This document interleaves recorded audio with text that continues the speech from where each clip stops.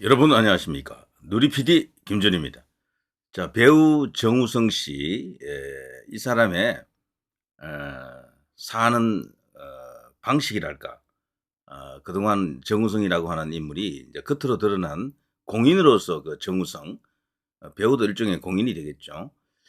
자, 그런데 이제 그 이면에 숨어 있는 정우성의 사생활, 이제 그게 이제 어느 정도 드러났다. 현재 이제 문가비 건은 이제 특이한 케이스이긴 하지만요. 빙산의 일각이 아닌가. 아이가 지금 생겼고요. 그래서 엄청난 사회적 파장을 지금 일으키면서 우리나라에서 이 정치적 담론의 영역에 지금 들어갔습니다. 이게 사실 정치적으로도 벌써 이슈가 되는 것 같아요. 이걸 바라보는 시각에서 보수와 진보가 뭐 갈라진다 이런 어떤 평가도 있고. 자, 그런데요. 문갑 이후에 그밖에 이제 이 정우성이라고 하는 톱스타의 개인 사생활이라고 하는 측면도 있지만 워낙 이제 유명하다 보니까요. 그 파장이랄까 이런 것들이 계속해서 이제 식지 않고 커지고 있는데요. 추가적으로 다이렉트 메시지 DM이 또 이렇게 노출이 되면서 '와 정우성도 저렇게 사는구나.' 우리가 흔히 인제 바람둥이 하면 그 유명한 대명사가 카사노바 아닙니까? 카사노바. 그리고 또 다른 이름은 또 돈환이라고 있는데요. 이제 그런 사람들이 유명한 이제 바람둥이들이죠. 근데 이번에 이 사태를 보면서 정우성이 아이를 갖고 싶다라는 그런 어떤 인간적 욕망 말고도 이 결혼을 안 한 상태로 독신이었잖아요. 그래서 여성 편력이 지금 일단이 그 한 조각이 지금 드러났다. 그래서 그 여성 편력의 끝은 어디인가 이런 어떤 호사가들의 관심도 지금 발동하고 있습니다. 정우성 정도의 외모에다가 그런 어떤 뭐 재력, 그 사회적 영향력 뭐 등등 고려하게 되면요. 얼핏 생각하면 뭐 그 뭐 '아주 쉬울 것이다. 작업 치는 건 쉬울 것이다. 작업도 필요 없을 것이다.'라고 생각하는 사람 많잖아요. 근데 이번에 인제 다이렉트 메시지가 이렇게 알려지면서 '와 정우성도 저렇게 사는구나. 저렇게 하는구나.' 여성들과 어떤 관계를 맺는 그 과정에서 '이런 일도 있었구나. 저런 일도 있었구나.' 이런 것을 지금 이야기하고 있어요. 이게요. 요번에 인제 새롭게 인제 이렇게 공개된 바로 그 짤이죠. 요것을 우리 인제 네티즌들이 요걸 또 이렇게 합성을 해 가지고 요런 식으로 GIF로 만들었습니다. 바로 이 묘령의 여인이 누구냐 이걸 놓고도 지금 또 난리 났습니다. 문가비는 이미 본인 스스로 인제 알렸기 때문에 다 이렇게 드러났고 그래서 공개적인 사회적 어떤 쟁점이 됐지만 정우성의 이제 개인 여성 편력은 이제부터 시작이다라고 생각이 됩니다. 빙산의 일각할 때요. 그 일각이라고 하는 것은 전체의 극히 작은 부분이거든요. 그런 정도가 아닐까. 왜냐하면 정우성이라고 하는 인물이 저런 쪽으로 탐하는 어떤 그런 욕망이 있었다 그러면은 실로 엄청난 어떤 고구마 줄기가 뽑힐 것이다 이렇게 보는 거죠. 번호 줄게요. 정우성 비연예인 여성 DM 유출 이게 진짜 이례적입니다. 연예인들 특히나 이렇게 많이 알려진 배우가요. 누군가에게 자기 스스로를 노출시키면서 자신의 본심을 드러내면서 이렇게 접근한다라는 게 이게 쉽지 않잖아요. 그러니까 "저 이런 사람인데 우리 몰래 비밀리에 만납시다." 이런 의미거든요.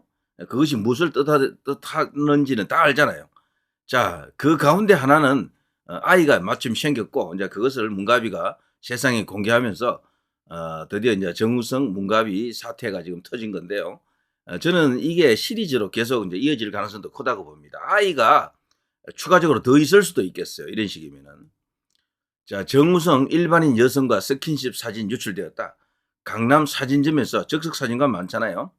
거기서 찍힌 사진이라고 하는데 와 정말 이것도 보통 일이 아니죠. 그 이 여성이 누구냐라는 겁니다, 이 여성이. 촬영 후에 흘리고 간 듯하다. 촬영 후에. 누군가 그걸 주워 가지고 이 이제 SNS를 통해서 이렇게 유포시켰다. 뭐 이렇게 이제 볼 수가 있겠는데요. 이 소속사에서는 배우 개인의 사생활이기 때문에 확인해 줄 수가 없다 이런 식이죠. 아까 제가 그 GIF 보여드린 거 그것처럼 말이죠. 이 여성의 얼굴은 거기서는 분명히 나와 있죠. 그렇지만 아직 공개하기는 이르다라고 보고요. 요렇게 모자이크 처리를 합니다. 허림 처리를 해 놨어요. 오른쪽에 있는 이 여성과 동일인인가라고 인제 다들 지금 보고 있는 거죠. 일각에서는 이 여성의 정체를 유명 회계사가 아닌가 이렇게 또 말하는 사람도 있어요. 여성이면서 회계사다? 글쎄요. 이거는 뭐 조금 더 기다려 봐야 됩니다. 자, 이런 사진들. 이게 지금 떠들고 있습니다. 그러니까 정우성 이슈가 현재로서는 대한민국 최고 탑 뉴스다. 이렇게 볼 수가 있겠죠. 자, 정우성 모든 질책 안고 가겠다. 청룡 영화상에 처음에는 참석을 안 할 것으로 알려졌었는데 이 여론 흐름이 나쁘지 않다라고 판단한 것 같아요. 여론 흐름이. 왜냐하면 정우성의 입장을 두둔하는 그런 목소리도 만만치 않다라는 게 확인이 됐거든요. 비혼이잖아요. 혼인을 하지 않은 상태로 출산을 했단 말이죠. 비혼 출산이 뭐가 나쁘냐라고 지금 그런 식으로 또 사회적 분위기가 또 일고 있고, 단순히 그냥 불륜이다, 바람 피웠다 이런 차원이 아니에요. 왜냐하면 미혼이기 때문에, 여기는 독신이기 때문에 바람 피웠다라는 말 자체가 성립을 안 해요. 다만 도덕적이냐 도덕적이지 않느냐 이런 것은 이야기가 될 수도 있겠죠. 그래서 이 정우성 논제는 우리나라가 새로운 어떤 사회 현상 중에 하나로 진입하는 중대한 어떤 계단이 되겠다 이런 생각이 듭니다. 자, 어쨌거나 청룡 영화상에서 나왔습니다. 나와서요, 뭐 당당하게 책임질 건 책임지고 앞으로 아빠 노릇을 잘하겠다라고 합니다. 그죠? 자, 영화 서울의 봄 나무주연상 후보에 오른 정우성. 이 서울의 봄이 작년 11월 개봉했군요. 1300만 관객을 돌파한 작품. 정우성으로서는 첫 천만 영화라고 합니다. 극 중에서 수도 경비사령관 이태신 역을 맡았는데 장태환 역이죠. 근데 영화 자체는요, 사실과는 많이 다릅니다. 왜곡됐어요. 영화에서는 장태환이 당당한 애국적 마인드를 가진, 그리고 이제 불의에 항거하는, 불의에 그냥 당당히 맞서는 그런 참된 군인으로 나오잖아요. 정우성 역할 거기가 말이죠. 근데 실상은 그 반대에 가깝습니다. 그 반대. 진짜 당당했던 것은 전두환 전 대통령이 훨씬 더 그 당시에는 구국의 어떤 그런 결기, 정신 이런 것들이 살아 있었고 더 당당했다라고 알려져 있고, 장태환은 나중에 그 전두환에 의해 가지고 자리도 받고 그렇습니다. 그래서 사실은 역사를 이런 식으로 영화가 그대로 다큐멘터리로 만든 것은 아니지만 많이 왜곡을 시켜놨죠. 이런 어떤 문화 매체를 통해서 한국의 현대사를 너무도 많이 뒤집어 놨어요. 박정희 대통령, 전두환 대통령 이 두 사람이 특히나 많이 배경에 나오죠. 그런 것은 우리가 충분히 고려를 해야 될 겁니다. 자, 정우성. 자, 이런 거 보면요. 지금 여기 주고받은 DM이 다 이렇게 노출이 되고 있습니다. 한 여자 회계사가 법률 상담 받으러 변호사 사무실 찾아갔는데 이 여자가 원래 남편이 있었음. 근데 본인이 불륜을 했는데 불륜남을 너무 사랑해 버린 거야 라고 하면서 여기에 이제 관련된 이야기처럼 이렇게 나와 있는 것이 떠돌고 있습니다. 그러니까 정우성의 DM을 통해서 이제 이런 식으로 또 이렇게 확산이 되는 거죠. 이런 게 한두 개가 아닙니다. 뭐 제가 다 읽어 드릴 필요는 없겠죠. 이런 것도 이제 나와서 SNS를 달구는 가장 뜨거운 주제다라고 볼 수 있겠습니다.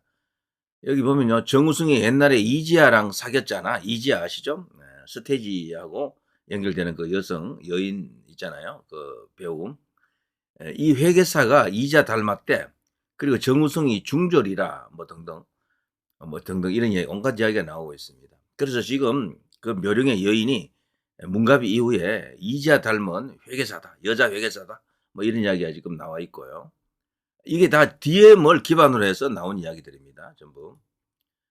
제보자 지난 9월 정우성 커플 사진 발견했다라고 하면서요.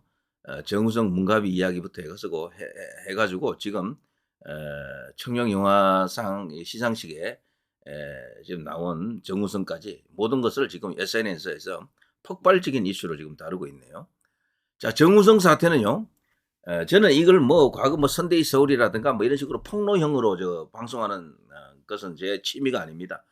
제가 뭐 하고 싶지 않고요. 사실 이 정우성 이슈는 대한민국에서